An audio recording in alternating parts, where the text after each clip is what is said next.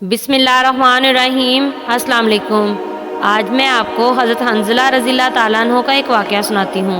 हज़रत हंज़ला रज़ी अल्लाह ताला अन्हो कहते हैं कि एक मरतबा हम लोग हुज़ूर सल्लल्लाहु अलैहि वसल्लम की मजलिस में थे। हुज़ूर अक़दस सल्लल्लाहु अलैहि वसल्लम ने वज़ फरमाया, जिससे क़ुलूब नरम हो गए और आँखों से आंसू बहने लगे और अपनी हकीकत हमें ज़ाहिर हो गई। हुज़ूर सल्लल्लाहु अलैहि वसल्लम की मजलिस से उठकर मैं घर आया। बीवी बच्चे पास आ गए और कुछ दुनिया का जिक्र तस्करा शुरू हो गया और बच्चों के साथ हंसना बोलना, बीवी के साथ मजाक शुरू हो गया और वो हालत जाती रही जो हुजूर सल्लल्लाहु अलैहि वसल्लम की मजलिस में थी। दफातन ख्याल आया कि मैं पहले से किस हाल में था, अब क्या हो गया। मैंने अपने दिल में कहा कि तू तो मुनाफिक हो गया कि ज़ाहिर में हुजूर अक़दस सल्लल्लाहु अलैहि वसल्लम के सामने तो वो हाल था और अब घर में आकर ये हालत होगी। मैं इस पर अफसोस और रंज करता हुआ और ये कहता हुआ घर से निकला कि हंज़ला तू मुनाफिक हो गया। सामने से हज़रत अबू बकर सिद्दीक़ रज़ी अल्लाह ताला अन्हो तशरीफ़ ला रहे थे। मैंने इनसे अर्ज़ किया, हंज़ला तू मुनाफिक हो गया। वो ये सुनकर फरमाने लगे, सुबहान अल्लाह, क्या कह रहे हो, हरगिज़ नहीं।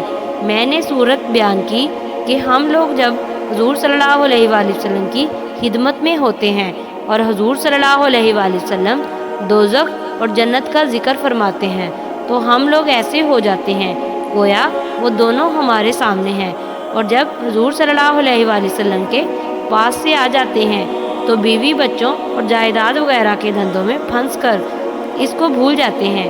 हज़रत अबू बकर सिद्दीक़ रज़ी अल्लाह ताला अन्हु ने फरमाया कि ये बात तो हमको भी पेश आती है, इसलिए दोनों हुज़ूर सल्लल्लाहु अलैहि वसल्लम की खिदमत में हाजिर हुए और जाकर हंज़ला रज़ी अल्लाह ताला अन्हु ने अर्ज़ किया कि या अल्लाह, या रसूलल्लाह सल्लल्लाहु अलैहि वसल्लम, मैं तो मुनाफिक हो गया।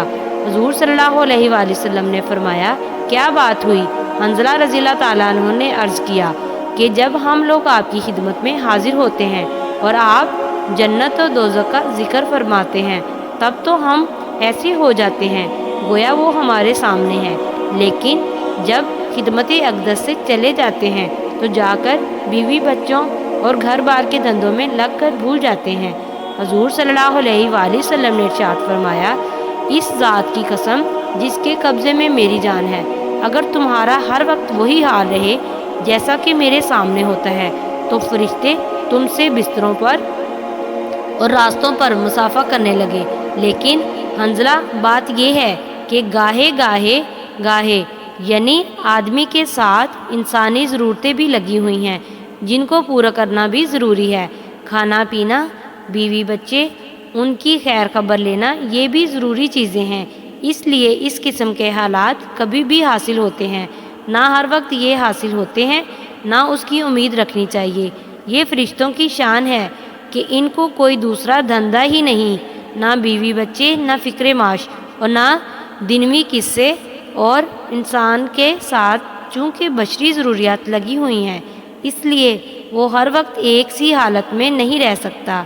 लेकिन गौर की बात यह है कि सहाबा कराम रज़ी अल्लाह ताला अन्हु को अपने दीन की कितनी फ़िक्र थी कि ज़रा सी बात से हुज़ूर सल्लल्लाहु अलैहि वसल्लम के सामने जो हालत हमारी होती है वो बाद में नहीं रहती।